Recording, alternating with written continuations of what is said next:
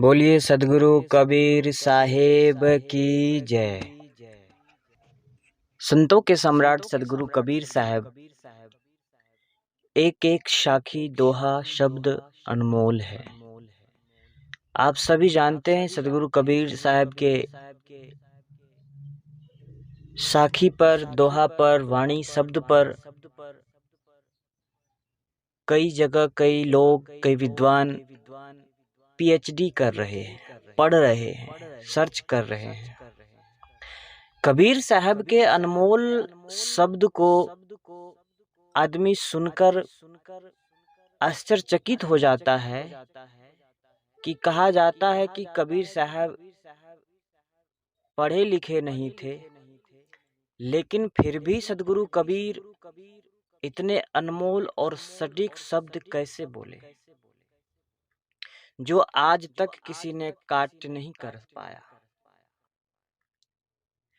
सदगुरु कबीर जीवन से जुड़ी हुई बातों को, शब्दों को कहते हैं जो बिल्कुल सत्य मालूम पड़ता है, जिसे कोई झुठला नहीं सकता है, जिसे कोई इग्नोर नहीं कर सकता है। समाज की हमेशा से यह स्थिति रही है कि लोग हमेशा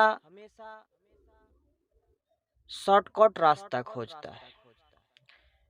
किसी को अगर कह दिया जाए कि अमुक मंदिर में जाने से मनोकामना पूर्ण होती है, तो आदमी सब कुछ को छोड़कर भूल जाएगा और सबसे पहले उस मंदिर में जाकर के अपने इच्छा अनुसार उस मंदिर में विराजमान जिस भी भगवान की प्रतिमा है, उस प्रतिमा के सामने उस मंदिर में जाकर के अपनी इच्छा अनुसार मांग करता है कि हे भगवान, अगर मेरा ये काम हो जाए तो मैं आपको 5 किलो लड्डू चढ़ाऊंगा। वो पहली सीढ़ी होती है आदमी को जंजाल में फंसने का।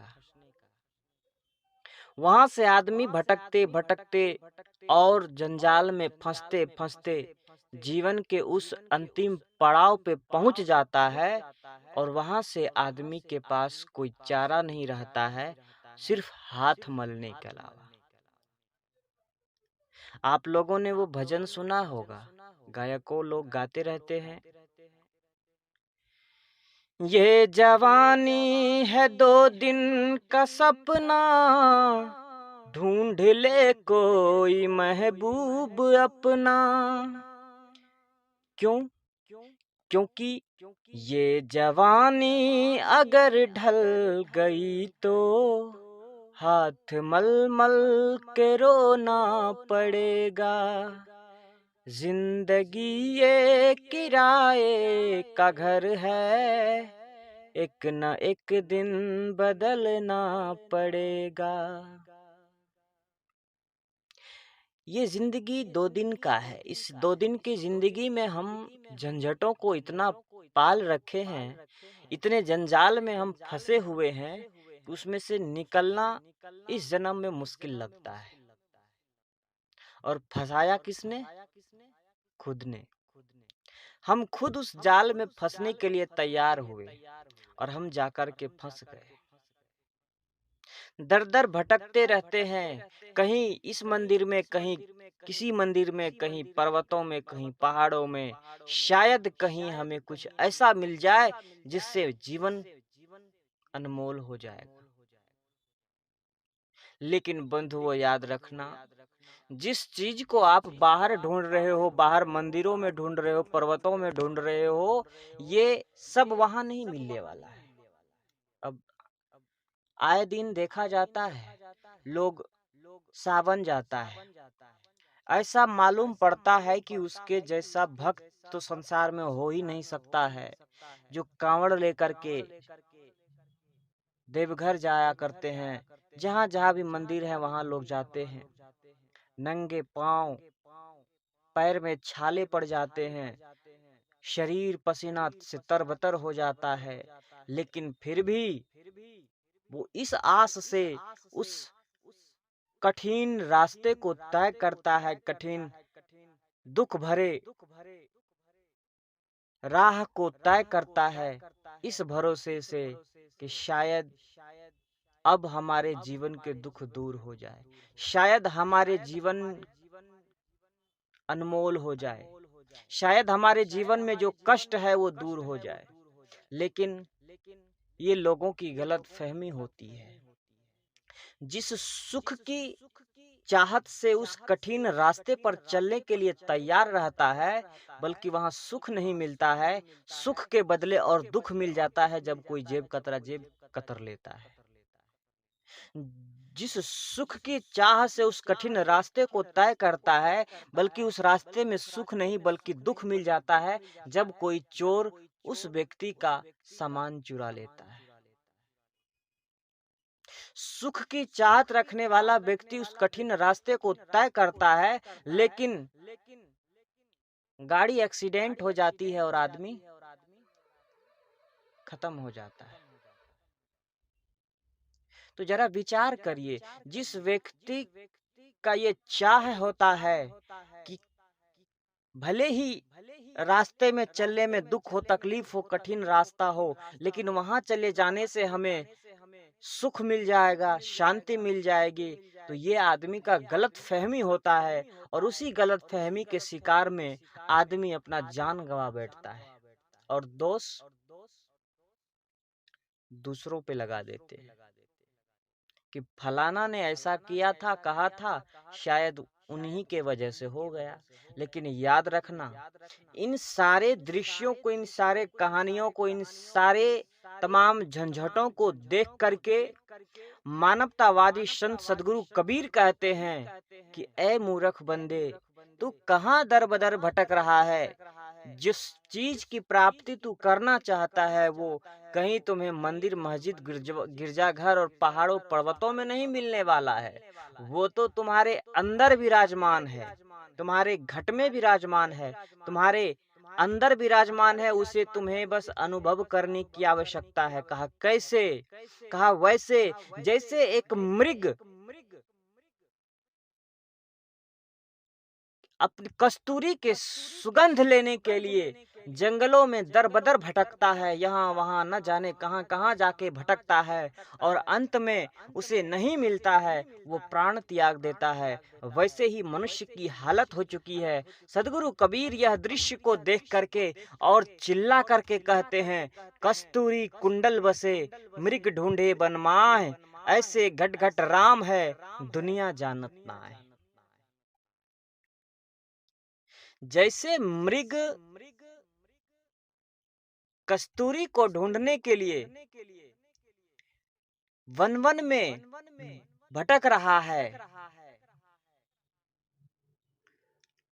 और अंत में उसे मिलता नहीं है, सिर्फ अपनी जान गंवानी पड़ती है, वैसे ही मनुष्य की स्थिति है।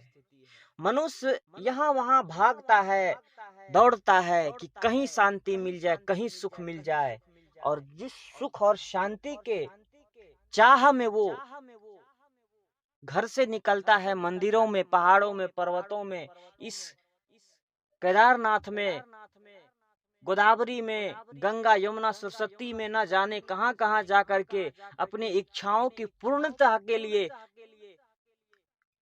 कि सुख और शांति मिल जाए, लेकिन उसके वजह उसे दुख ही मिल जाता है, यहाँ तक कि जान भी गंवानी पड़ जाती है और दोष दूसरों पे लगा देता है।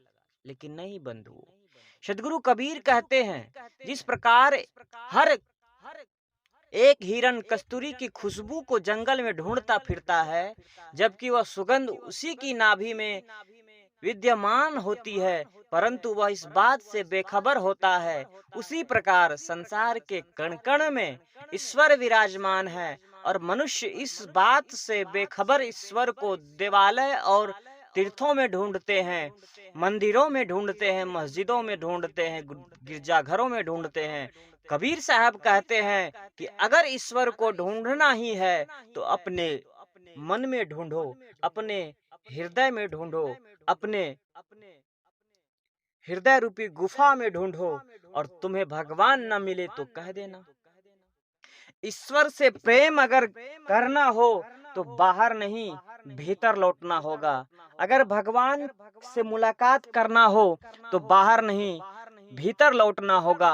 और जब आप भीतर लौट जाएंगे, अतः अपने आप में लौट जाएंगे, तो फिर आपको अपने आप महसूस हो जाएगा कि वास्तव में जिस भगवान को ढूंढने के लिए हम बाहर मंदिरों में ढूंढते थे, बाहर पर्वतों में ढूंढते थे, बाहर तीर्थों में ढूंढते थे, वो वास्तव में वहां तो था ही नहीं, वो तो हमारे भीतर था।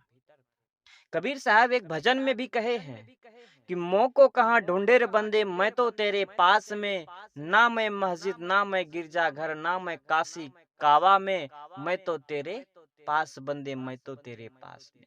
इतनी स्पष्टता से कहते हुए सदगुरु कबीर चिल्ला चिल्ला कर कहते हैं, लेकिन हम लोगों के मन और मस्तिष्क पर अंधकार रूपी अज्ञान रूपी पर्दा इतना डल चुका है कि हमें वो मालूम ही नहीं पड़ता है और हमें सुनाई ही नहीं देता है सदगुरु कबीर की वाणी। सदगुरु कबीर एकदम सटीक और सत्य बात कहते हैं, लेकिन फिर भी हमें समझ में नहीं आता है। अरे भला इंसान, जिस सुख की प्राप्ति के लिए तुम मंदिरों में जाते हो, वहां सुख के बजाय तुम्हें दुख मिल जाता है, तो तभी भी सीख ले सकते हो कि वास्तव में सुख तो यहाँ है ही नहीं, यहाँ तो सुख के बदले दुख ही मिल जाता है। अरे छोटी सी बात मैं आपको बताऊं, आप जब मंदिर जाते हो पूजा के लिए, अर्चना के लिए और कुछ मन की चाह की इच्छा के अनुसार मांगने के लिए, तो मंदिर में आपका तन तो रहता है, लेकिन मन आपका आपके चप्पल पर रहता है कि कहीं मेरा चप्पल कोई न चुरा ले।